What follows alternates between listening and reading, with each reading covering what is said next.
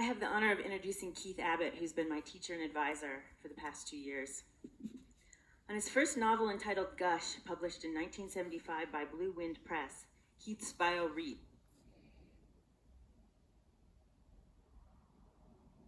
Naropa. His recent work includes 2 solo shows this spring, Sweet Nothings, new work at the Artemisia Gallery, and Common Zens, a retrospective at Naropa. He co-taught brush calligraphy with Kobun Chino Roshi this spring. A new novel, Mrs. Signal and Mrs. Noise, is in progress. Articles and reviews on Dashiell Hammett, Kathy Acker, Gloria Frim, Chester Himes, and Raymond Carver are out or forthcoming. And a small memoir of Jim Gustafson was recently published by Big Bridge called With Jim and Bolinas. Keith is a remarkable man who knows how to wear a hat and tell a story. Please welcome Keith Abbott.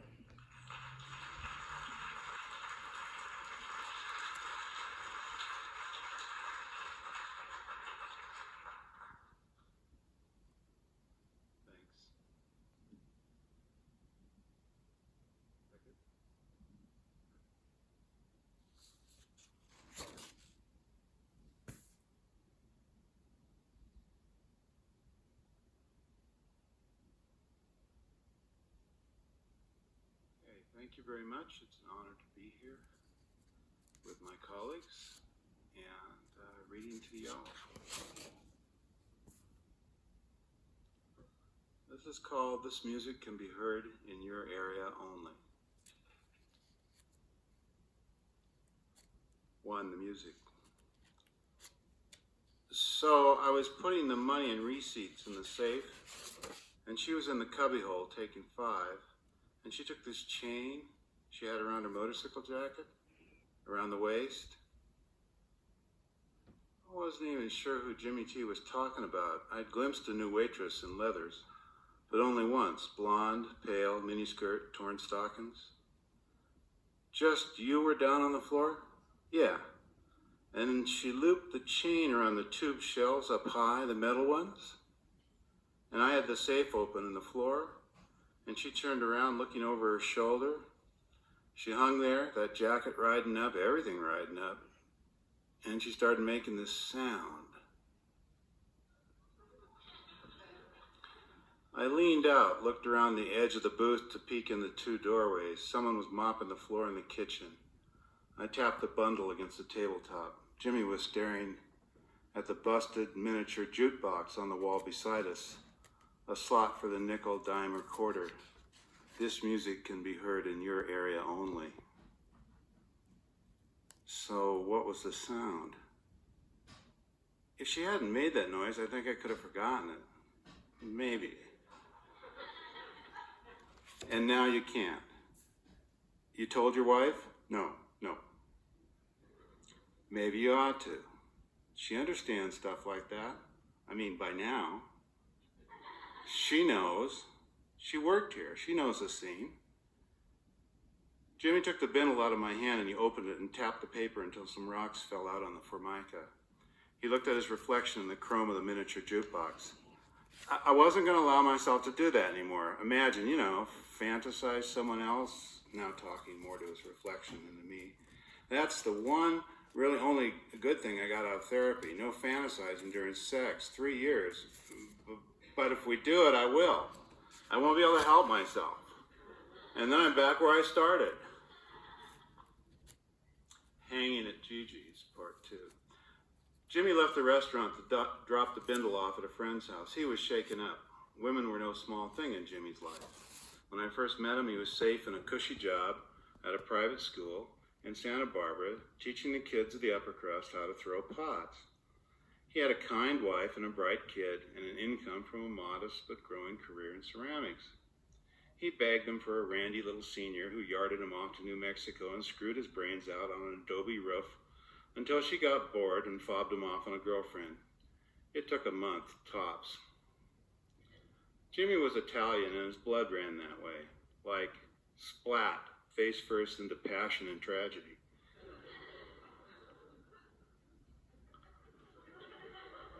I can joke about it because Jimmy joked about it. If anything, he was more honest than I was, more honest about everything.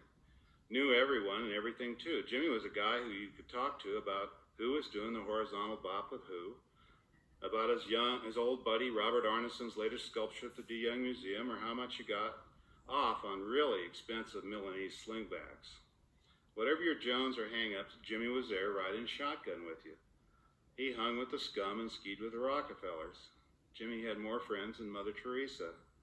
But this was serious. His second wife and kids meant a lot to him. When Jimmy said he didn't feel like going home, we agreed to meet at Gigi's and talk things over. Our coke dealer's place was in the middle of what used to be working-class Oakland. This was about 1985, the end of the good time 80s, only we didn't know that then. Though it was still a real neighborhood, meaning everyone knew your business but minded their own.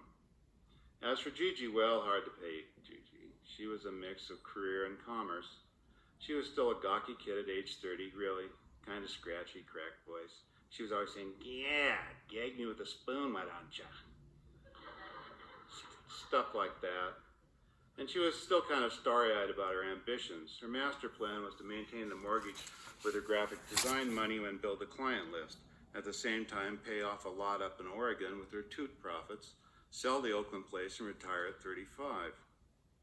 With her ex's alimony, she converted an old barn beside her Oakland house into a studio. That was her day job. Locals were used to seeing advertising clients coming and going at all hours, so when Gigi drifted into product, no big change. Her studio was where Jimmy and me were often parked at the layout table, looking at our reflections and tapping glass. For us, it was like back in the old days, gossiping about art, who was hot, and new scandals, except our kids were mostly taking care of themselves. Our wives knew our old careers. I still don't know what we were doing there, except devoting our after hours to challenging the notion we were too close to old. Never saying it that way, of course, but saying it by having time to kill, time to get silly. Part 3.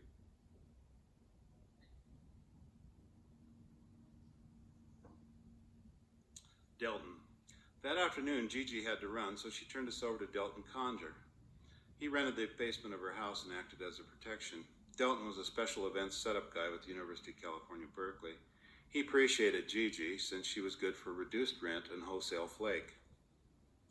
Basically, Delton was around most afternoons because of seniority and gross feather bedding. If asked, he said, "I got a beeper if they need me to earn my money." Delton liked his Blow Krusty and his Jazz Low, Wes Montgomery and George Benson and Stanley Turrentine. Packed a 9, and he didn't make any trouble for anyone. Easy to get along with, nice and easy, he used to say. And if everything did not stay mellow, then his voice would get lower, and he'd say, "Now, let's be rational." And that was all that was needed. So while Delton and us were easing into the evening on a one-on-one with a Martell back, Jimmy T got to telling his story again. "Hey, now, I've seen that young lady, Justin." Delton agreed. "Yeah, once picking up some of this and that with someone from the restaurant." Delton slipped his Martells slow, and we waited for his judgment. He shrugged and went, "She looked at me like I was 10 inches of trouble and she'd like some of both." This was not exactly what Jimmy T wanted to hear. It wasn't a big help in promoting Jimmy's own fantasy. So Delton went back to inspecting his brandy, a swirl or two before he changed the subject. "Justin got a rich daddy and mommy to service that attitude?" I'm not sure about that. Jimmy's considered her parents, but she's middle class with sugar frosted flakes. They may be up to their first BMW. Delton, so you tried replacement therapy? Delton nodded toward the north side of town. "There's the Pussycat Theater. It's cheaper than shrinks." It was a sound, it'd have to be the same or better. Just a picture won't do. Delton always respected how out front Jimmy was. Once he remarked to me, "The man has no choice but to talk them out. Got that Stanford education for vocabulary, a blown career for a therapy resume. With those artist types for soulmates, the man has to have new kinks every day just to keep them happy and interested." "Okay, let's take it from the top. Did you tell your wife?" Delton asked. "Louise would understand, right?" Jimmy nodded yes to the last part, but shook his head that this was no answer. He chopped a fresh line and regarded Delton for a moment. Delton only looked him in the eyes until Jimmy clearly decided to try to think about something else. I wish whoever brought Justine over here hadn't done that. I was thinking that too about 2 seconds after I first caught that young woman's act.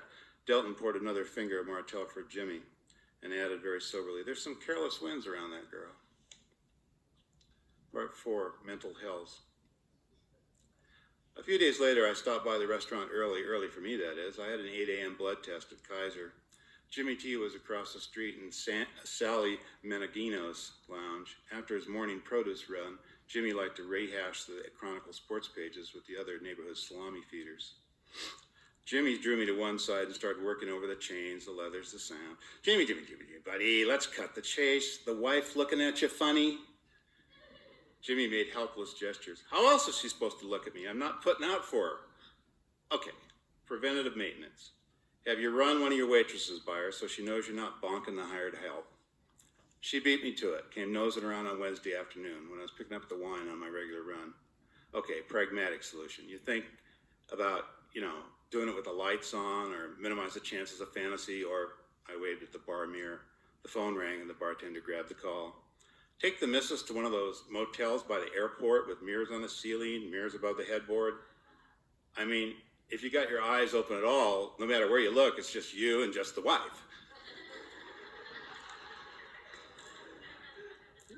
Jimmy Talaferro, the bartender announced it operatic while aiming the receiver at Jimmy and mouthing, your wife. Jimmy shrugged. She's checking up on me. He put his hand out for the phone. When he got done talking, he looked aside and looked hangdog. Jimmy, it's getting so your real friends don't want to talk to you about this endless rerun. This is lust, not love, right? Try another angle, his actor said to the bishop. Maybe you should put it to, what's her name again? Justine Williams. She'd go for it, right? Buy an 8-ball of nose candy and some bud. After her next shift, tell Justine you need help on a pickup at the Carney Motel. Jimmy had to laugh. The Carney Court Motel in Oakland on East 14th was a pit stop for the Vice Squad, kind of place where ex-priests and district managers for electric companies are found dead of heart attacks with companions for witnesses. Or borrow a motorcycle jacket and buy a dog chain and ask Louise if she wants to help you with a project at the restaurant around midnight.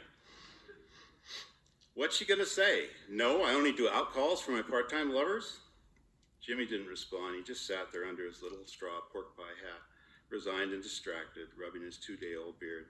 I would have left it with anyone else, but the point of being Jimmy's friend was you're allowed to go all the way out. So I went.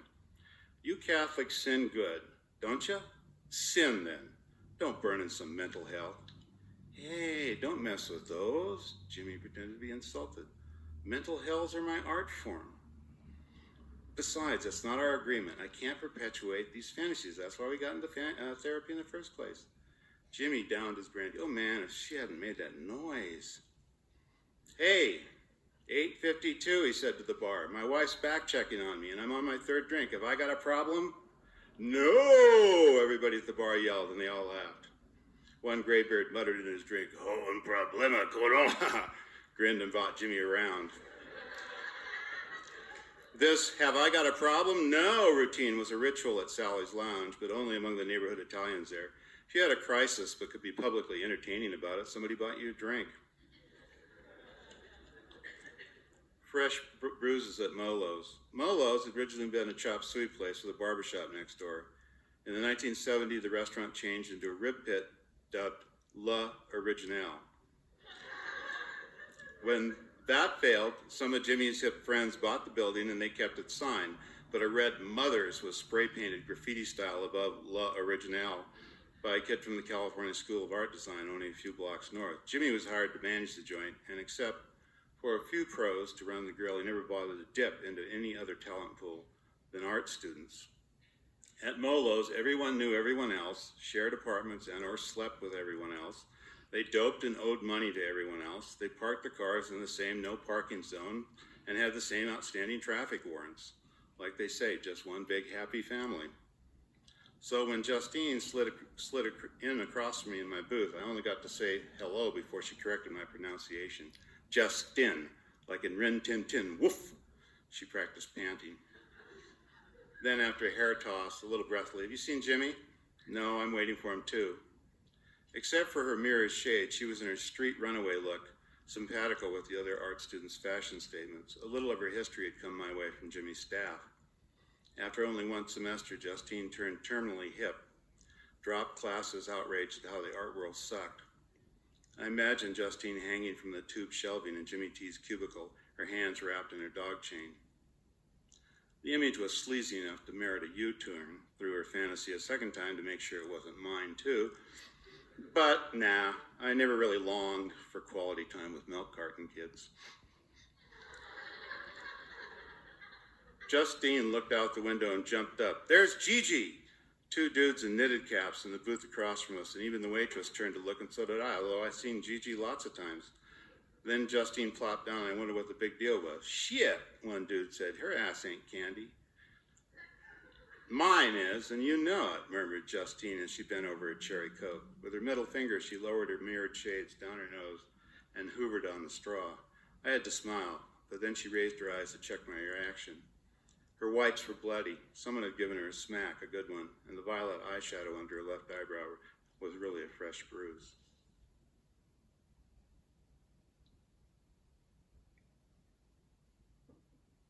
Burb refugee. Part 6. Justine acted like she had something on Jimmy T, but she couldn't figure out quite what to do with it. Every time she got near Jimmy, her face turned thoughtful, sorting out her options. It was so naive, it was like watching pop-up menus on a Mac. Justine was in such a rush for something spectacular. As a burb refugee, she couldn't match the low-life credentials of Molo's regulars. Not in a scene where the morning fry cook was an ex-aerospace engineer fresh off a 3-year tour of duty as a speed freak street guitarist. Talk about commitment to art. He'd sacrificed almost all his teeth and gums while pursuing the perfect blues lick for total strangers. During a party at some mutual friends who stored Justine's stuff, she showed me her portfolio after it finally registered that I wrote reviews for Art Week. Gigi told me the name of an art rep and where to send my slides, but I never heard back. For a moment, in her puzzlement, Justine's face relaxed and seemed even younger. The face of some girl at a mall who's about to leave town, maybe for good. She wasn't thinking anything out, really. She was sensing away, like a deer standing at the edge of the road. Late for the party. The two were dressed like Pacific Gas and Electric guys. Checking the basement for a gas leak, they blindsided Delton and pistol-whipped him. A Blackhawk rugger in one ear got his promise to be quiet, then they roped him to a big vent pipe in the bathroom. Jimmy and me and Gigi and her 2-year-old kid were upstairs, nothing much more than a beer and small talk, Labor Day coming up. I'd developed an allergic reaction to cocaine, so I was just socializing. Gigi might have been on lewds because she struck me as syrupy around the edges, but that only mattered later when she stayed moderately calm. The first PG&E guy, the short guy, had a clipboard, and I knew something was wrong. Most meter readers had electronic gizmos, but the tall one followed with a gun. When they saw it was only us four, they looked surprised. We were hoping Delton was alert downstairs. They checked the bathroom before they gave us our instructions. Jimmy and me laid down on the hardwood floor. Gigi put her kid on the sofa. When the kid cried, it didn't help. The guys were edgy and wired. There was a moment when it seemed likely we'd all get one apiece in the head. They were threatening Gigi even if she opened the safe under the fireplace hearthstone, badgering her for all the coke and all the money. Gigi never held back, but they still smacked her, tossed her around. Justine walked in then. I snuck a peek as the short guy told her to lock the door and stand against it, but he was exasperated, not jacked up, and when he caught me looking, he jumped over and put the muzzle to my left ear and breathed 3 times, real slow. The tall one filled up Gigi's fanny pack with cash and over an ounce worth of bindles and tossed it to the short guy. Then the tall one grabbed Justine and jerked her arm up behind her back so she cried out. She said they were taking her with them, and if we called the heat, he'd do her. They didn't know that the vent pipe in Delton's bathroom was disconnected and lifted right out of its fitting. Delton got out the front window, was under the porch in time to watch Justine and the tall one go by. Delton stayed in hiding until the short guy came hurrying out carrying Gigi's fanny pack. As he opened the stolen PG&E van, Delton stepped out and shot him twice, first in the back, then in the chest as he spun around. The van peeled out and Delton lifted the fanny pack off the dead guy and walked into Gigi's, cool as could be. Delton ordered Gigi to ditch any paraphernalia and for us to follow him down into his studio. There he handed the pack to me and told me to split. Out the back door, down the alley, walk slow, and he repeated the walk slow part. I left as Delton was explaining how it was him who got held up, not her, and she and Jimmy and the kid were in the studio the whole time. It wasn't until I was in the alley trying to remember the nearest payphone to call a cab when I realized I was holding a major felony stash with enough money to prove I was a dealer. That's when my legs started shaking. Delton later said that Justine split off from the tall one and got into the passenger seat on her own.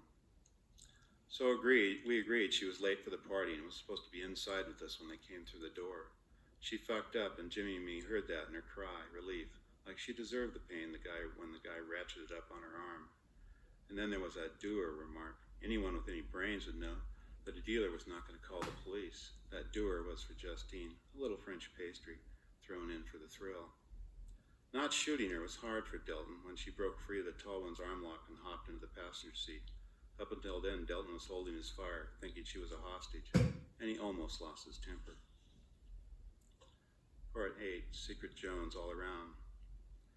But by the time Delton and us got around to rehashing the ripoff, a week had passed and everything had turned out so bad. Justine had been found dead in a closet in an abandoned house, dangling from a coat hook. The Molo's regulars got a glimpse of her parents at the funeral. The Williams were a dad computer analyst for Southern Pacific and a mom part-time aide for a local museum. They were stunned, guilty, and afraid. Justine had been stringing them along that she was still taking art classes, and they'd been footing her monthly bills.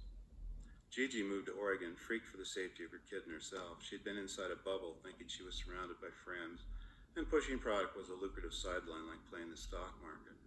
We all were inside that bubble, really, some of us much longer than her. So what was I doing over there when I didn't even snort anymore? I mean, you stick with and are stuck with your friends, but not so you get killed for their habits. I don't know what I was thinking of. I couldn't even blame Jimmy. And a month after Justine died, Jimmy T got diagnosed with lymphoma and went through chemo followed by radiation. He never returned to Molo's. Doctor said no way, too much stress, too many brandies and coffees in the AM. But before his diagnosis, Jimmy and Louisa were getting along fine. One afternoon at Sally's Lounge, Jimmy danced off the bar stool. Hey, so I don't need fantasies for sex anymore with my old lady. And he turned to the other juicers and yelled, "Oh, no problem, no cono." And all the barflies laughed and yelled, "No, no problem." And then before anyone else could do it, I set up Jimmy with his favorite cognac. But later, when he had a little buzz coming on, he wished there was a better end for fantasies. But the thing is, Jimmy said, near as I can figure, there really isn't. If they're strong enough, sometimes burial is the only way.